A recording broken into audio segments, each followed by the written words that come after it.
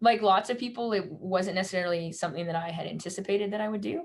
In 2006, my friend Todd Hardy was the leader of the Territorial Party at the time, and he had actually been diagnosed with leukemia. So he was in Vancouver at the hospital, and I stopped to see him and his wife on my way home. And he said, "Kate, Louise and I have been talking, and we want you to run for us." And my response initially was like, "Todd, you're high, because why would you want, me? I'm 28. I'm covered in tattoos. I'm a tradesperson. Do I belong in politics?" But you can't really tell your friend who's in the hospital fighting cancer that you're not going to do it. So by the time I left the hospital, I had committed to yes, that I would do it.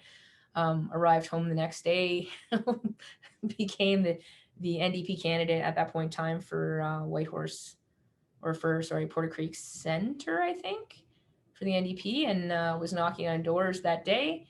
Um, in that time, I realized, and during that election period, I realized how important it was, um, how important elected office was. I really came to learn that the role of a politician was actually to get in between people and process, and to help people navigate systems. um, I was absolutely gobsmacked by the stories that people shared, and the level of things that they trusted to a complete and utter stranger, and their hopes for getting things to change. And so, 2006, the election happened, and I was relieved that I didn't win at 28. I wasn't ready. I wasn't like I didn't run in the election like being like I'm going to win. I ran in the election because I said I would. But I committed that I'd run two more times. And in 2011, it was through the process. My friend Todd had passed away in 2010.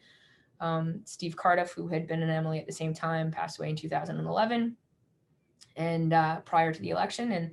And so by the time it was ready, for campaign time, the people I had committed to weren't around anymore.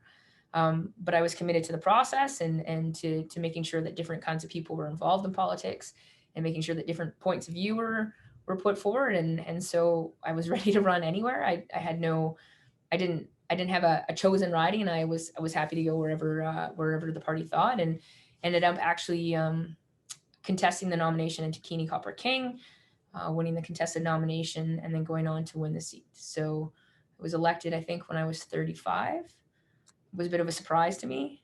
I was working in corrections at the time as a life skills instructor, so a cooking instructor, really, and was getting ready to open a bakery in 2012. So life took a bit of a turn. So yeah, so I've been through quite a few elections at this point.